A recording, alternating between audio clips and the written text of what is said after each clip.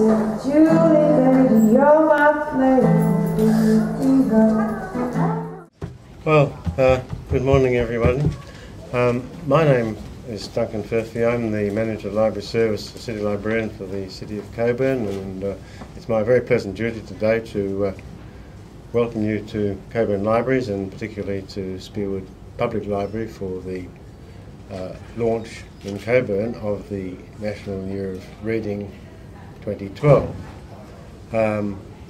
This of course is something that's been coming for a year. The countdown started on the 14th of February last year, and steadily we've been working along with the library agency, libraries and other organisations and friends and partners throughout the country to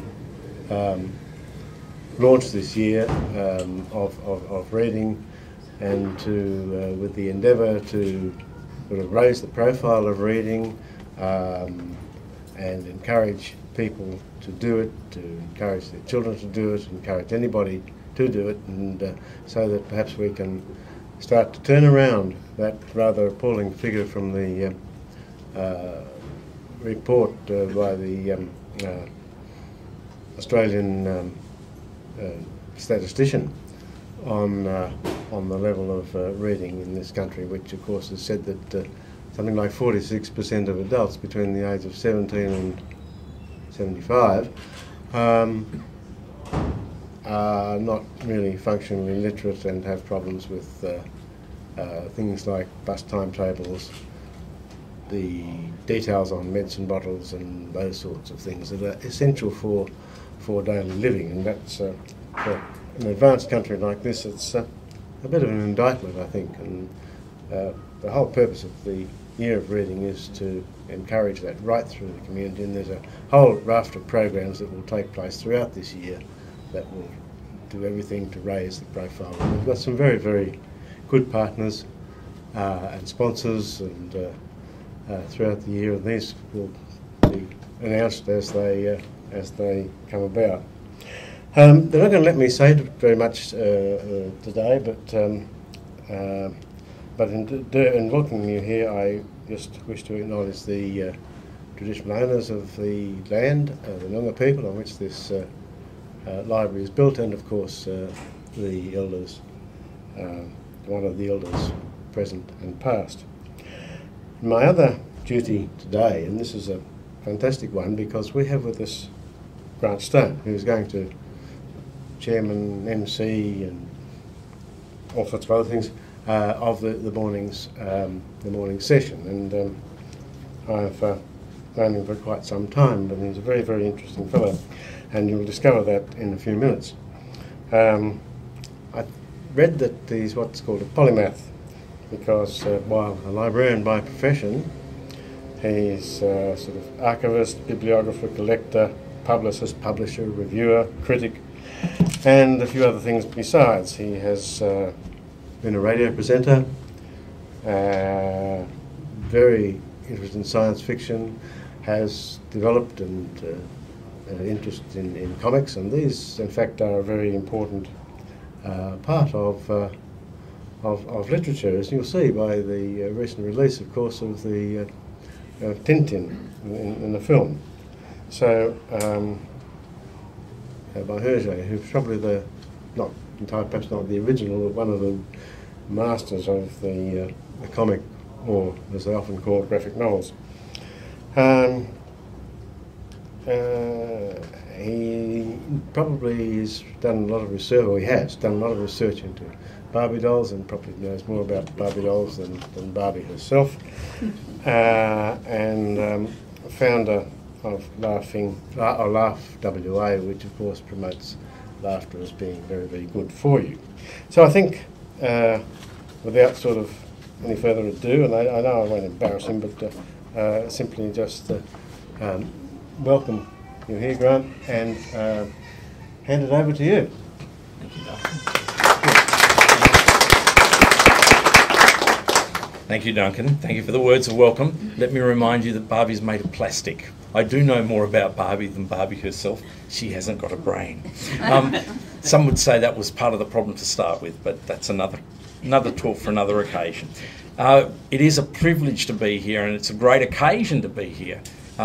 This is the National Year of Reading, and the National Year of Reading is something to celebrate, and I'm glad that we can do that, whether it be a cup of tea or a glass of orange juice or whatever.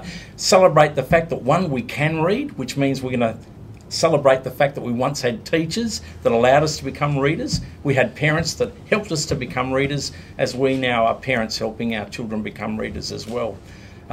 We celebrate that. We celebrate a sense of space and who we are and people and identity, and we do that because we can read.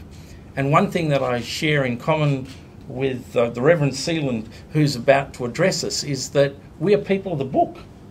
If we hadn't been people of the book, we wouldn't know the stories that led us to the conviction to become the people that we are. I know that sounds very Jewish of me, but I'm not Jewish, I'm Christian, but we are people of the same book, and we are linked together through stories that we hold in common. And those stories filter out into other sorts of stories, which are then retold again and again and again. Most of the literature that you pick up, if you know something of the original stories, you find them embedded in the new stories. We can't escape who we are once you actually know mythology. Once you actually understand something of who you are, you can't leave that presence. Doesn't matter where you are and what you're doing. So we come here to celebrate who we are as much as what we may become as we celebrate a year of reading. I'm getting ahead of myself because I've jumped in part introducing Reverend Sealin Garlett as both a colleague and someone who knows the stories in a book which led them to the people that we are. But he's also more than that. He's a Noongar elder, an elder of this place, highly involved in the Aboriginal committees that work within this council, and he's going to welcome us to country. Thank you. Absolutely. Thank you very much. Grant, thank you very much for the introduction. Duncan, thank you for those words. And I want to acknowledge the Mayor, Logan and Howlett this morning, and the people here that's gathered. I really feel privileged to be a part of Cockburn. I'm feeling I'm becoming a local, lived in the area for 29 years, and really linked to this place and felt the compassion and the journey of reconciliation that our community in Cockburn extends to our journey together. And I feel honoured as an Indigenous man. I've been able to know the spiritual story of the Aboriginal story that began here in Cockburn and it finishes up at Ayers Rock. But I just want to say welcome in my tongue. Nganda ngarlang maman nganda wulo nginyan mamaniti yira nyining barang yung amor ko nyan. Mama nuwangin yung amor ngan boy jangan kuat wen kuat tapakan ngan word kuling boy jokunyan nanako daman gaman ga we dapakan ni kata kuling ni boy jokunyan daman gaman ga wangin yung amor ko nyan ni ta ngan jurub ni kuat ni yira nyining ngan boy jokunyan nanako wajbala yuwa kul wajbala kulong awabin ngan yung boy jo yung gulang gawa bin yung boy jo mur kanyan ni tapakan ngan word calling boy jo kalak moya kanyan. And in English it says that the Creator asked the dark people to be a part of this land. And he said when you become a part of the land belongs in here. It becomes a part of your spirit and a part of your heart and a part of your journey. Our old people kept our tongue. They ask us young people today to be able to do that also, to always know that the tongue is important to who you are. This land, our white friends and our Aboriginal friends, we share this place together. Your children and our children, they make it their home, and we share it together. And me as an Indigenous man, I feel honoured that we walk together on a very old place.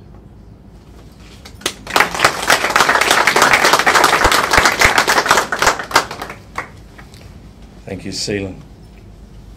I was privileged to be a part of the opening of the Festival of Perth last week, and there was a long Noongar ceremony that became part of the opening of the festival at Cottesloe Beach.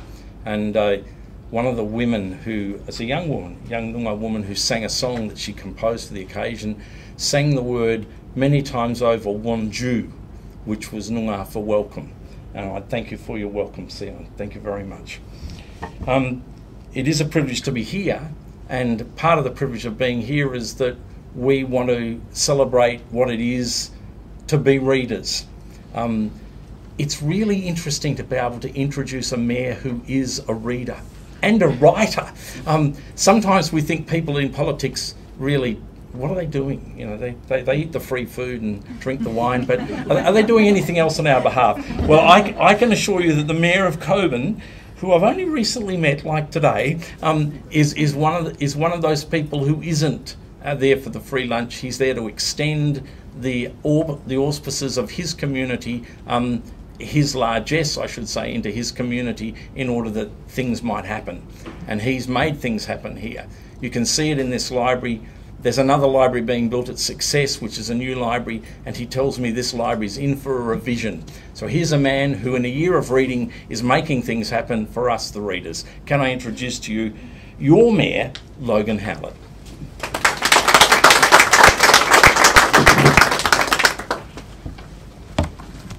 Thank you, and good morning, and welcome to the launch of the National Year of Reading at the City of Cockburn, a place where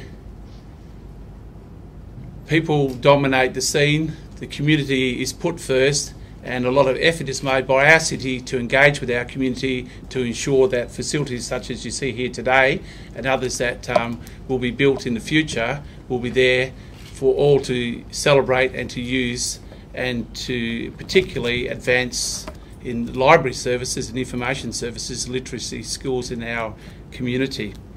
I'd just like to take this opportunity to thank Duncan Furphy and his team for the brilliant work they do day in and day out in our community, because wherever I go to library services in Cockburn, always receive a very welcome smile and a warm greeting, and I think that's very important. And when you, I don't know whether we heard just earlier, a baby crying in the distance in another part of the library. I can recall when I was at school that if you whispered one word or thought or appeared as though you were going to say one word, you were quickly dispatched from the library. And if you turned the pages too quickly and created a noise, you were dispatched from the library. So how things have changed, and changed for the better. I'd like to thank the Reverend Sealin Garlett for his welcome to country, and to thank Sealin for the wonderful work that he does in our community, again, day in and day out. I've had the opportunity to listen to Sealin and other Aboriginal elders tell stories that capture your imagination, that transform your understanding of the land, the birds and animals, the trees and the bushes, the lakes and rivers, the ocean itself, that make the Australian landscape come alive. And in different ways, we all need to learn more about that and how it happens, and what we can do as members of our community to ensure that we live in harmony with the land itself. I acknowledge the Noongar people and the traditional custodians of the land in which we are gathered today, and in particular I pay respect to the elders both past and present, and extend that respect to other Indigenous Australians who may be with us. Can I acknowledge the presence of the Honourable Lynn McLaren, MLC, the Member for South Metropolitan Region, Councillor Stephen Portelli, Mr Don Green, our Director of Administration and Community Services, and Mr Michael Littleton, our Director of Engineering and Works, and again Mr Duncan Furphy, a Manager of Library Services at the City of Cockburn, and not only the Manager of Library Services here, the City Librarian, but also a very highly respected librarian, not only in Western Australia but across Australia. Because I can tell you, when I go to different locations, as soon as I mention the name Duncan, or they say, "Oh, you're from the City of Cockburn," Duncan Furphy, and away it goes. And so it's wonderful to be able to go out there in the community and go interstate and receive those type of feedback. I'd also like to acknowledge Ms Sarah McQuaid, the Acting Director, Community Learning and Discovery, State Library of Western Australia, Dr Julia Lawrinson, an author, and also the Usher of the Black Rod for the Parliament of Western Australia. A very distinguished position, and I know Julia was the first woman to ever be appointed to that particular role, so that's a coup, and I think that's well and richly deserved.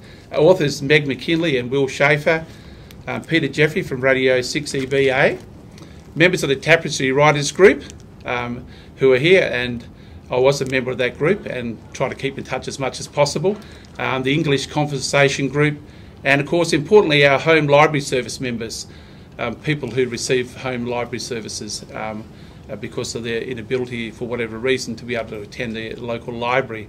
Members of the community, and particularly those of you who've got a passion for reading. Today we have apologies from the Honourable Francis Logan, MLA, the member for Cockburn, and Ms Adele Carls, MLA, the member for Fremantle. The National Year Reading is about children learning to read and keen readers finding new sources of inspiration. It's about supporting reading initiatives and respecting the oral tradition of storytelling. It's about helping people discover and rediscover the magic of books. And most of all, it's about Australians becoming a nation of readers, a message that Duncan portrayed at the beginning of today's proceedings. And it's about making a positive difference during the National Year of Reading and beyond. And I was very pleased to be invited by Duncan to participate in today's event and to be able to join with others who have a passion for reading and the promotion of literacy in our local community and beyond. The City of Cockburn is a proud supporter of the National Year of Reading and the promotion of opportunities for people of all ages and abilities to explore the wonders of their library and information services. The importance of learning literacy and numeracy skills from an early age helps define our journey through life and the contribution we make to enriching our society. And as a father and a grandfather of my wife and I, perhaps on my wife's side, I can go back 5 generations and all of them have been bookworms. And if they get a new book, you can forget about any conversation until that book's finished. And it's quite amazing. And I've often looked at my wife curled up in the corner of the lounge reading a book, and I thought, well, it's probably about 3 or 4 days before we'll have any conversation at all. And it was very pleasing to see our daughter has that same philosophy, and our granddaughter, Caitlin, as well. They all just love snuggling up reading a book, and I think that's very, very important. And I can go back to my wife's mother and her grandmother as well. And he went across to see him, and they were reading a book. Well, you could probably have a conversation with yourselves because they were locked into reading a book, and I think that's very good indeed. So it's about encouraging family members and friends to read a book or two, to read to others. I think that's important as well, and also to listen to someone reading to them. And of course, having 2 young grandchildren, well, my wife and I are now in the process of listen, Poppy, sit down and listen because I'm about to read you a story. And if you don't listen, I'll be able to tell because I'm going to ask you questions at the end. So, and it's also when you're driving around and they see a sign or a message and they'll read it out to you, think, wow, that's right, because you tend to forget that their brains are developing, their eyes are open, the ears are very receptive to what you say, and sometimes they repeat things that you wish that they'd never repeated. But obviously someone has said it somewhere and they've actually picked it up. So whether it be in your home, at school, on the bus or train, in a library, on the beach or a park, whatever the opportunity to read a book has never been easier, in my opinion. And I know that the libraries in Cockburn and others that I visit each have their own approach to creating that wonderland for people of all ages and abilities, that's something special that invites the user to return over and over again. And importantly, it's the librarians and other staff who create the environment for things to happen. And as I said earlier, libraries when I was a child were places where there was no noise. You came in, got a book and disappeared. But of course things have changed dramatically. And Duncan Furphy, as I said earlier, has completed over 30 years as a librarian for this city, and he's held in very high regard all over Australia. But it's the staff here as well that create the dreams and the opportunities for people to come in and into a welcoming environment to actually learn, to pick up a book, to pick up a tape, a CD, a cassette, whatever it might be, to either sit down and hear or take home or go to a friend's place and enjoy that ambience. So library services staff are critical in our community to making things happen, and I'm very, very pleased that, as I said, I can see a lot of them standing here today. I thank you personally and also as the Mayor of the City for the great work that you do, and Duncan for your leadership with those staff. And library services are happening places. As I said, in Cockburn we have, in the libraries, movie clubs, English conversation groups, and even a knitting circle, the crime club. One lady actually asked if she could knit me a jumper pullover. She said yes, but it might take me 10 years with the size. I thought, oh, thank you for that. Very honest feedback. We had the Crime Club, the Dead Poets Society, the Creative Corners Writing Group and the Tapestry Writers Group, the Family History Group, and it goes on and on and on. All great opportunities for people to mix in a very social environment, to share stories, and importantly to improve their literacy, and also to contribute to book writing, again, where people can take up the opportunity to read. And it's also very good for children. The library services here, the whole range of activities right throughout the year. I know particularly during the school holiday periods, the actual activities here are always oversubscribed, which is a good thing. It really does paint a very wonderful picture about opportunities for children, and of course it contributes to all of our mental health and skills development in the area of literacy. And as I said earlier, the City of Coburn's got a very strong commitment, and it was touched on by Grant earlier. The City of Cockburn developed or redeveloped its Coolblup Library site and services there back in 2010. I think it was open from memory. And we've just started commencement of a major new library at Success, which will be a state-of-the-art facility. And I can say one thing, that in Cockburn, when things are done, they're done well, and people, they make a statement. And I'm certain that the library that will be open at Success will be one of those facilities in the community that will be highly regarded for many, many years to come. And in future years, we'll see this library service demolished, or this library building, sorry, demolished, and a major new library built on this site. But it could be 5 years away, 8 or 10 years, we're not certain. Part of the planning process and a part of the learning process and creating new facilities on site. So, ladies and gentlemen, I thank you for being here today. Like you, I'm looking forward to hearing from the other speakers on today's program and listening to the music of Lucy Peach and to visiting the outdoor reading room and story time. I'm delighted to launch the National Year Reading in the City of Cockburn. May your day be filled with fun, laughter and learning as you explore the bookshelves for that very special read or enjoy the outdoor reading room and storytelling experiences. Thank you very much.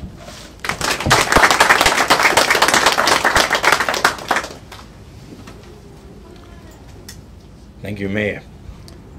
Having launched the National Year of Reading, we know what to read. Well, at least we'll listen to a story. That'd be a good way to start. And what better way to do that than to have Sealin come back and talk to us about the role of literacy as he sees it in his community. He's had a long history of being part of community and trying to understand what it is that he's doing. But he comes from such a strong oral tradition that I'm not too sure what this form is going to take, Sealin. But if it's a story, I'll be pleased no matter how it comes. Sealin Garlett again, please.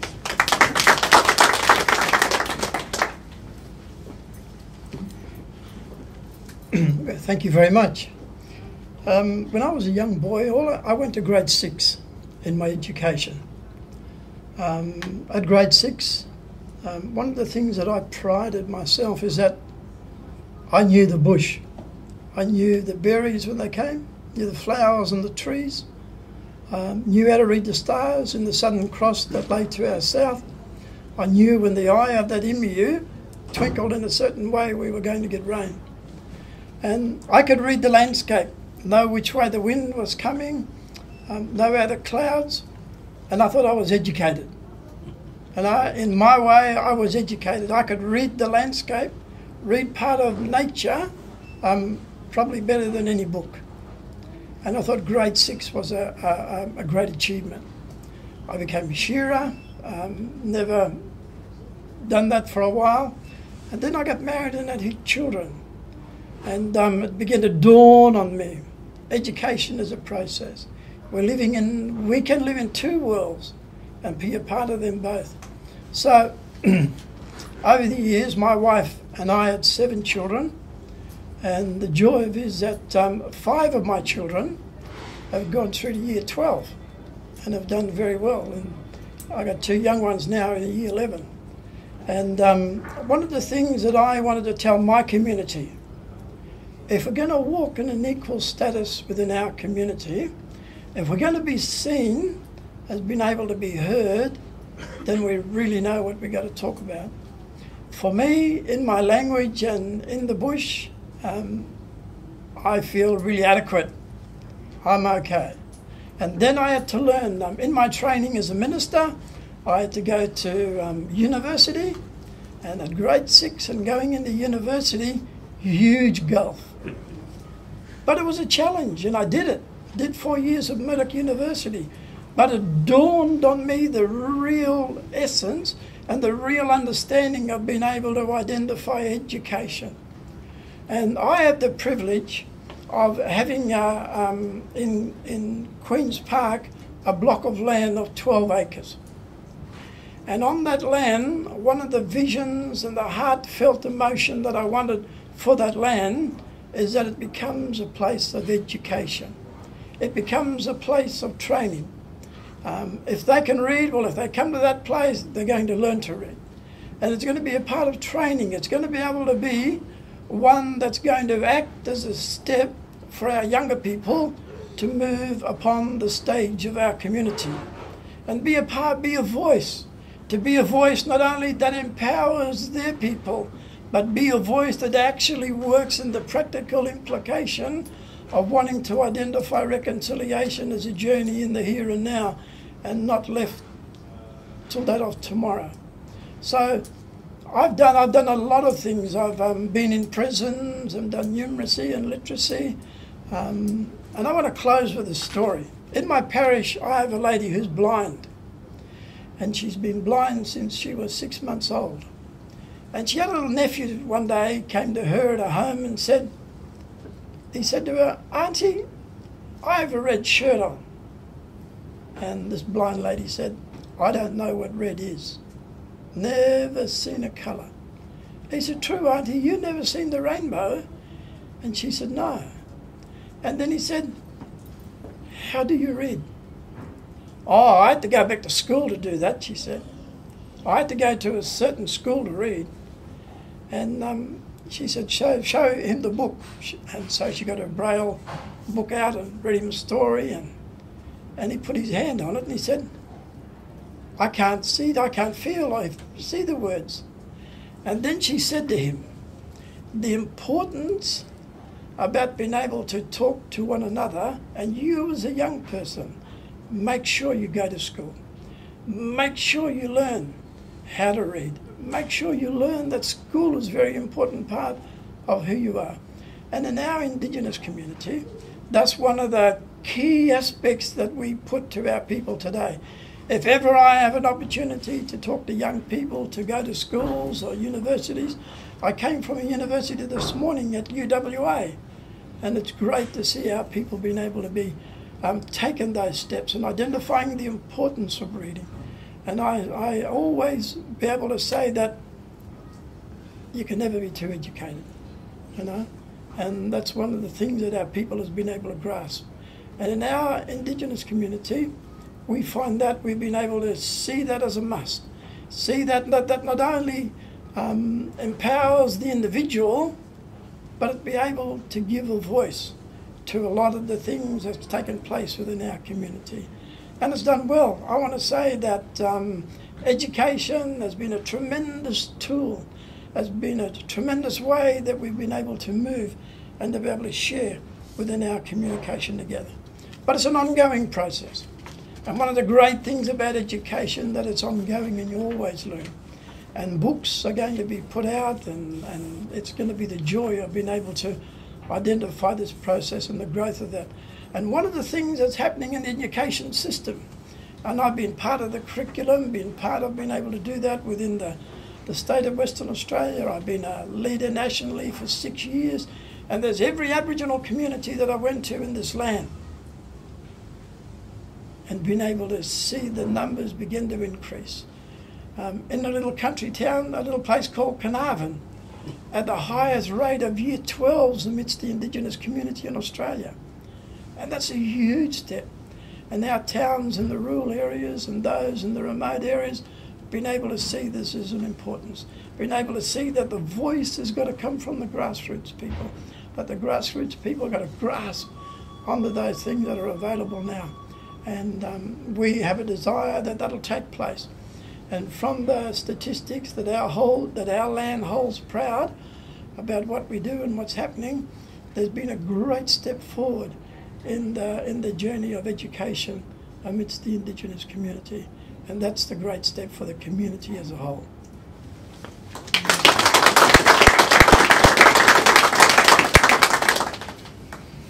Thank you, Sealin. It is a challenge to us all to not let go of education. I'm getting old now, but I feel like I spent all my life at university. And I started life as a botanist, which is kind of interesting, Sealin, because you were talking about knowing the berries and the plants and the land. And there's a sense in which when you're anchored in the reality of the bush, of nature, and you become educated, you actually have a grounded education. You actually learn things that are useful, and you do things with what you know that are useful. One of the things I feel that I learnt from a time at university, a lot of kids were going there who had no grounding. They were learning stuff, but to what effect? To what end? They were even doing research on stuff that they knew nothing about and had no real interest in, but to what effect? So if we're going to be educated, let's remain grounded, because then we'll do good things for us all and we'll do great things for our community. In this National Year of Reading, it's an opportunity to read. It's an opportunity to make created works that can be read, and we shift in our attention away from the sense of knowing that reading is part of an education process and is important for all of us. When we welcome our next speaker, a friend of mine over many years, Julia, and Julia is, well, she is the usher of the Black Rod in Parliament, which I suppose means we should kind of do that occasionally. Feel free, thanks, anytime. Julia has produced a lot of books. She's a writer, and although she has a particular daytime job, if you will, her nighttime job is to slave in order to tell stories. And they line the shelf over here. They're all Julia's books. Feel free to look at them afterwards. Feel free to borrow them from the library. That's what she'd like as an author more than anything else.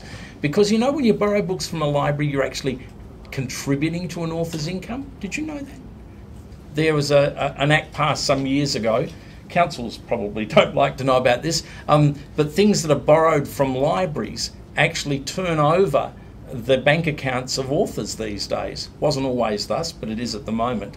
A good friend of mine who wrote a children's book of the year some years ago said, I said to him, did you make any money out of it? He said, no, nothing at all. When I won the children's book of the year, it was in the early 1970s, he said, I got $1,300. But he said, when they bought in the public lending right to libraries, I get a cheque 5 times that every year now, and it's now 25 years since I wrote the book, because people are still borrowing it from libraries and still reading it, still getting engaged in the story, which engages in the bank account. I didn't really mean to go down the bank account path, Julia, as an introduction. Otherwise, we'll all think you're filthy rich, and I know that's not the case. You're a struggling author, But please welcome someone to talk to us about the nature of reading and writing in her life, Julia Lawrence. Okay, I'll see if I can fix this. As the usher of the Black Rod, I am one of the only civilians who has the power of arrest, but I promise I won't do that to any of you. Here, is that going to stay, do you think? That's just the cover of my latest book, which I was hoping was going to be here by today. It's at the printers, though, I'm assured by my publishers. It is a pleasure to be here to celebrate the beginning of the National Year of Reading, and what better day to do it than Valentine's Day? Because this year, we who love reading are going to be more persistent than callers from an Indian call centre, louder than fans at an AFL grand final, and getting our message out there better than the Gillard government. No, let's set the bar a little bit higher than that, shall we? But why are we doing this? Because we love books and what reading can give to you, and we want everybody else to love them too. And the best time to sow the seeds of a love of reading is, of course, in childhood. I share a birthday with the most beloved book of parents everywhere, The Very Hungry Caterpillar. The Very Hungry Caterpillar is quite possibly the perfect children's book. It has bright, highly contrasted illustrations which complement the story on each page. It features food, and somebody once said that food in children's books is the equivalent to sex in adult books. I'm not quite sure if that's right, but descriptions of food and eating delight young children. It features transformation, and that ability to change from one thing to another recurs in all sorts of stories, from Cinderella to Twilight, from The Secret Garden to Philip Pullman's His Dark Materials series. And transformation contains at its heart the element of surprise. You don't know what it is you will change into, only that it will be better, that it will enable you to rise above what troubles you, and that when you change, you will be free. Despite not reading The Very Hungry Caterpillar when I was a child, I developed a fervent love of reading from the minute I first learned to sound out a sentence. I grew up in a household that didn't have very many books in it, but my grandfather, a policeman, had a love of language that he passed on to his children and his grandchildren. He used to sit at the table with a bottle of beer and a dictionary. He'd read out a word and say, "What do you reckon that means?" We'd all have a guess, and after we'd all got it wrong, he'd read out the definition, shake his head and say, "Bugger me." My mother, who'd briefly been a nurse, taught me the Latin roots of words so that I could understand not only what a word meant, but how it got to mean it. And my father, who left school at 14, used to make up stories when I was a child, featuring me undertaking various adventures in the creek at the back of our house. I can't remember the detail of those stories anymore, but I can remember the excitement of having something made up on the very spot just for me. The books I had and treasured as a child were standard fare. Hardback Dr. Seuss, the Little Golden Books, Enid Blyton, a book of poems. But I read them and reread them until their spines cracked and the pages turned soft with use. I was fascinated by the rhythm of language, obsessed with some words, repulsed by others. I remember, for example, in year 1, the words able to were enough to give me conniptions, and I know I am not alone in still loathing the phrase tuck shop. Pronunciation of words I'd never heard spoken confounded me, and I'm still regularly surprised when a word I've been saying silently to myself for years turns out to sound entirely different. The first books I fell in love with, aided by the television series, no doubt, were the Little House on the Prairie books. For those of you who don't know, the Little House on the Prairie books were set in the Midwest of the US in the 1870s and 80s and featured a pioneering family making their way west to the promised land they would surely arrive at after the next wheat crop or the next homestead or the next Westwood town. The Ingalls family suffer all kinds of privations and setbacks, but they never lose their undaunted spirit, their ability to bounce back from misfortune and illness and somehow find spiritual redemption in them. The heroine of the Little House books is Laura. Laura is bright and bursting with energy, and although she tries to be good, she can't help the naughty things she thinks and occasionally does. When she slaps her annoyingly perfect, blonde, pretty sister Mary across the face after Mary has taunted Laura about her brown hair, you want to applaud. When she leads snooty Nellie Olsen into the creek until leeches attach themselves to Nellie's delicate town girl legs, you admire the ingenuity of her revenge. And later, when Nellie is making a move on Laura's soon-to-be fiancé, when the three of them are going on a horse and buggy ride, and Laura accidentally makes the horses bolt so the fiancé can see Nellie's true colours, you are pleased that despite the strictness of her upbringing, Laura's spirit has not been diminished.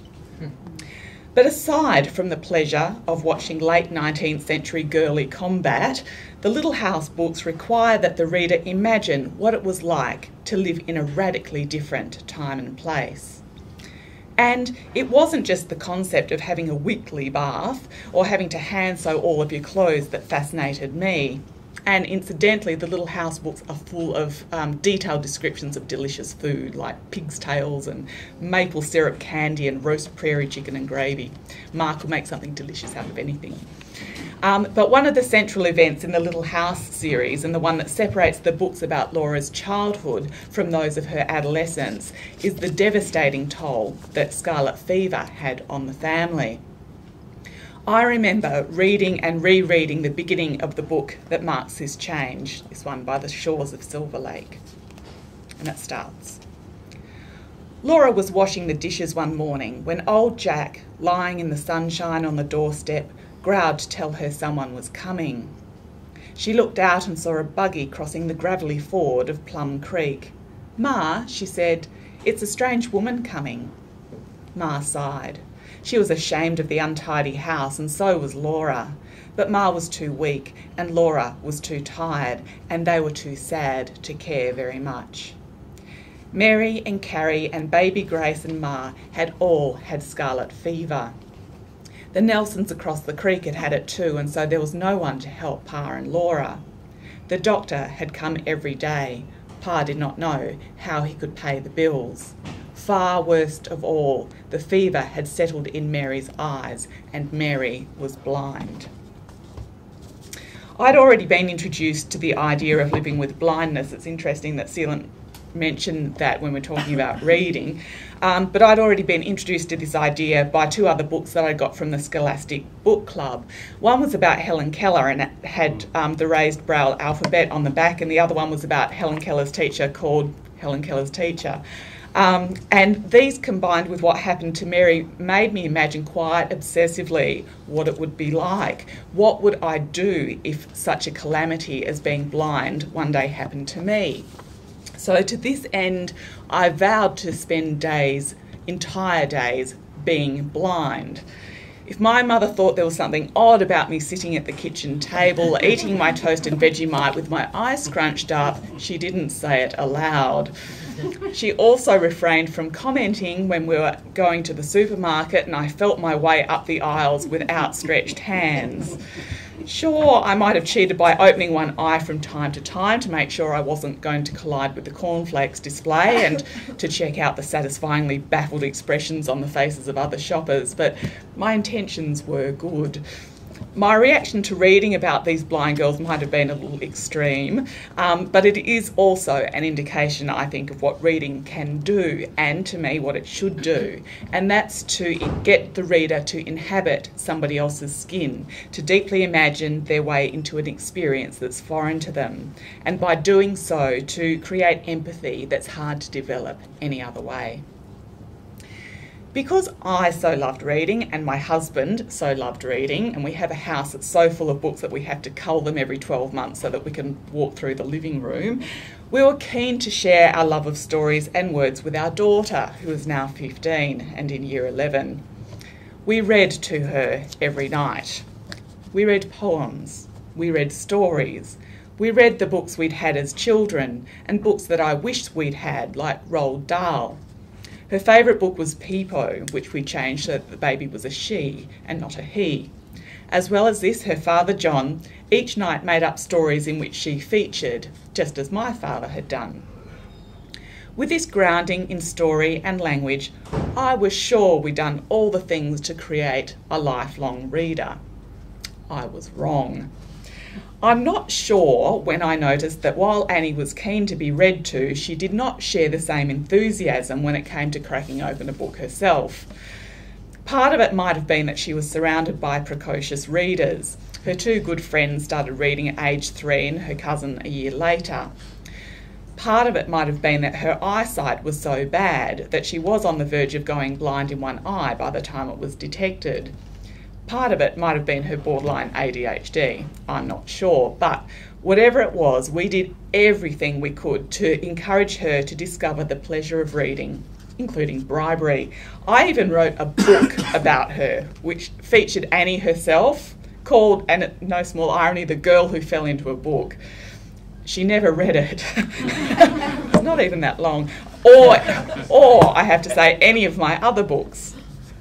In what she feels is quite a cruel twist of fate, though, she's being forced to read my novel By Beautiful for year 11 this year. I think she's up to page 5. Anyway, so I wrote my latest novel, Losing It, to appeal to the Annies of the world. It's a young adult novel about a group of Year 12 girls who make a bet to lose their virginity before Schoolies Week. And I think it's fair to say that no parent has ever worked so hard to encourage their child to read, from childhood books to young adult books. But, you know, finally I've got success, if only of a limited kind. Annie has read it and she loves it. So if she reads it, I think anybody probably will. Which brings me back to what we should probably keep in mind for the National Year of Reading. Not everybody is going to become a reader. But there will always be books that we connect with, whether we're bookworms or whether we're Christmas and Easter readers. And our job as ambassadors of reading, either personally or professionally, is to make sure we can connect the right books with the right readers. And we should be reminded that reading is not just and is more than words on a page. The YouTube version of The Very Lazy Caterpillar has had in excess of 1,381,000 hits. Is it reading? Maybe not. But it's still the thing that's at the heart of reading, and that's a story. But the medium does change a story. Witness what happens when our favourite books are made into movies. And there is something else beside the texture of pages, the smell of the book, and the tension that builds between one page and the next. And that's the quality of attention that reading, as opposed to watching, commands. Paul Higgins, a futurist who works in Melbourne, recently said that the scarcest commodity of the 21st century is to have somebody's full attention. The world is full of things demanding a piece of our attention here and a piece more there. Reading books, works against the trend towards partial attention and partial awareness. In reading a good book, a book that is right for you, you become one with that book, and you might even fall into it. And this training in delighted but conscious absorption is what our children need, more than anything else apart from food, shelter and love, and maybe equally so. And they deserve it from us. Happy Valentine's Day, happy Year of Reading, and thank you for your attention.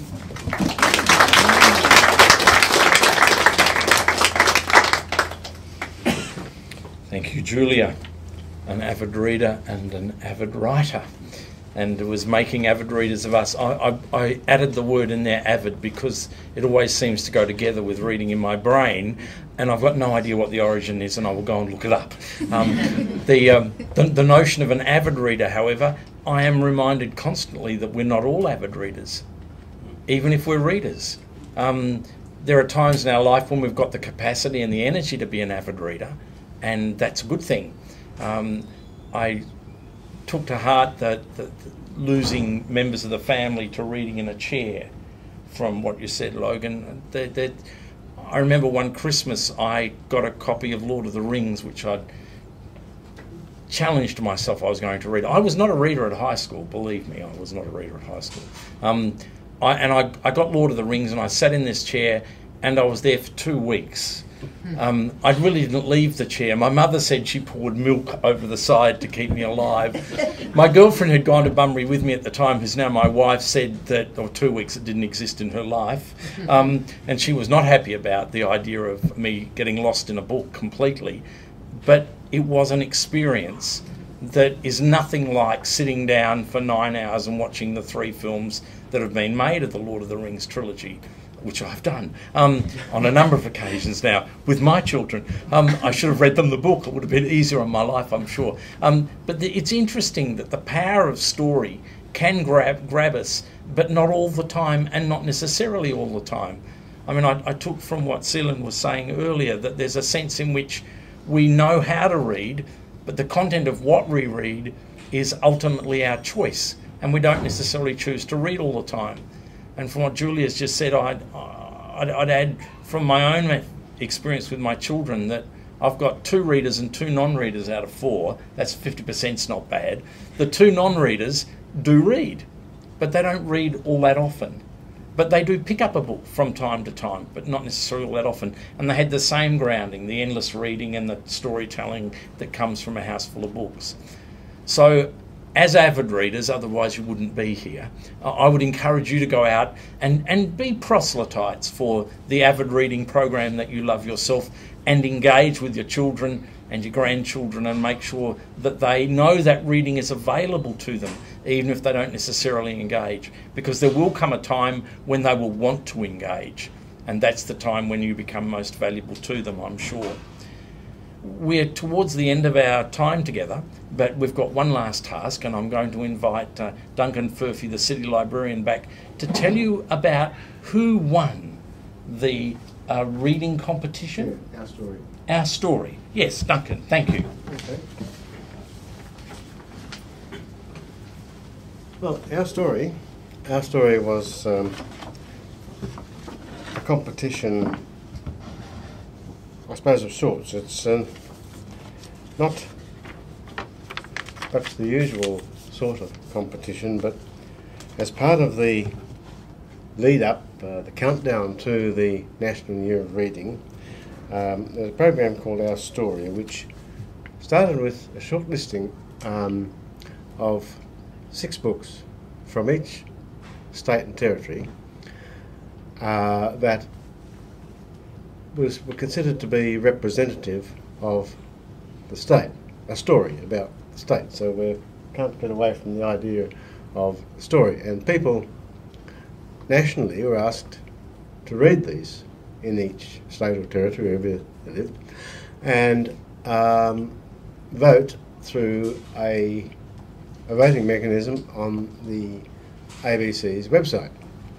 Now, in the course of the project, over 16,000 votes were counted nationally, and this morning in Canberra at the National Library, the Minister of the Arts, Simon Crean, several other things, but in today's business he's the Minister for the Arts in Australia and in the Commonwealth Government, backed up by the Prime Minister, we're told, is announcing, or has announced already, because they would have been about 10:30 their time over there, summertime, in the eastern states. So a little while ago, the winners of these titles, and some of them, of course, you may be familiar with, and there will be, when I finished, a few flyers with a whole lot on, so that if you're interested you can take one and see what books that are there. What I'm going to do, I'm sure he made a very good speech, but is simply to announce all the winners. Now there are 6 books from each state and territory, so that's 8 winners, and I'll do that very quickly. The first one is the ACT, which was Kel Robertson, and you probably know some of these titles. Kel Robertson for Smoke and Mirrors.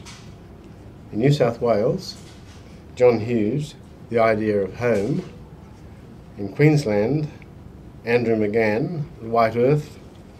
In South Australia, Stephen Orr, Time's Long Ruin. In Tasmania is Richard Flanagan, Wanting. In Victoria, Barry Heard, Well Done Those Men. And in Western Australia there were, and I'm going to slow down a little bit on this one, the 6 books that were there, and they were a pretty impressive lineup.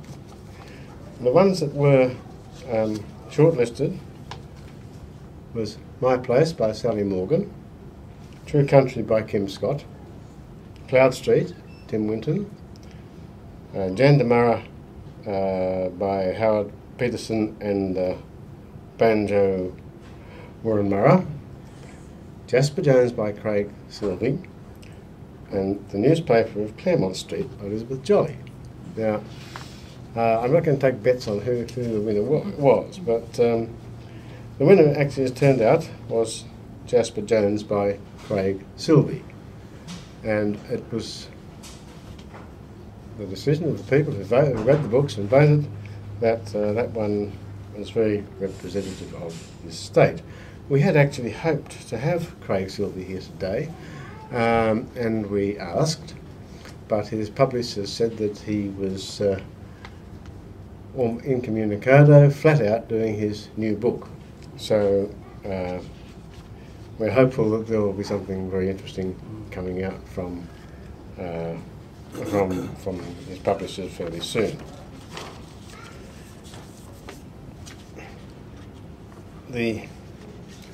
Also, what I just wanted to do, and Mayor touched upon this earlier, is to thank the staff of the library service who arranged this today. There's a lot of work's gone into it, and a lot of people have been involved. I'm only going to mention a few because it's very hard to know. Everybody cooperates very closely with each other, and that is a wonderful thing, and that's, I suppose, one of the reasons why we get the great results that we do. Not much effort from me in that respect, but these people are really dedicated to what they're doing and do an enormous amount to do it. But to arrange today's function and developing the programs for the year of reading that we've already had, our outdoor reading room, which we've all got one going outside, which is the for reading children's stories today, but we had a go down at Community Beach not long ago, and it was very hot and it was a little bit slow, but let's not give up. And so there's Kim Hunter, who is the branch librarian at Coolbellup. She's not here today. I think Coolbellup sometimes is a bit of a hard place to get away from. Luba Kambarakis, who is here today somewhere, has done an enormous amount. And of course Jenny Dans, who is largely responsible for organising all these decorations and other things around the place. So, and as I said, numerous others. So from me, my thanks to them. It's been overwhelming to some extent watching just what they have been doing. And nothing would get off the ground if they hadn't done it. So that's really all from me. I'm going to hand you back to Grant, who is going to sort of round off the morning, and then invite you for tea. Thank you. Thank you, Duncan. Can we give the award winners that have got a Guernsey a round of applause, even though they're not here? I'll add my thanks to what Duncan was saying to the staff here for the graciousness of inviting us and making us welcome. Behind me, in front of me and behind you, I can see tea and coffee and orange juice and empty glasses for orange juice, which means that you are all invited, please, to partake into some morning tea. But before we do that, can we thank our speakers, please, and thank the Mayor for his graciousness in letting us use his facility.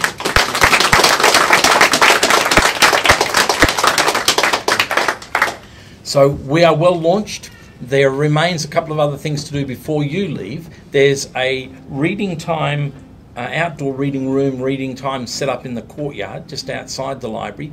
Please go out there and listen to the stories. Listen to a story before you go home. Leave with that sense of kind of frisson in your head of things happening and possibly happening into the future, which would be just great. And also listen to a songwriter who's out there by the name of Lucy Peach and enjoy some of her music. You're invited to do that as well as have some morning tea. Enjoy the rest of your day. Thank you very much for your attention.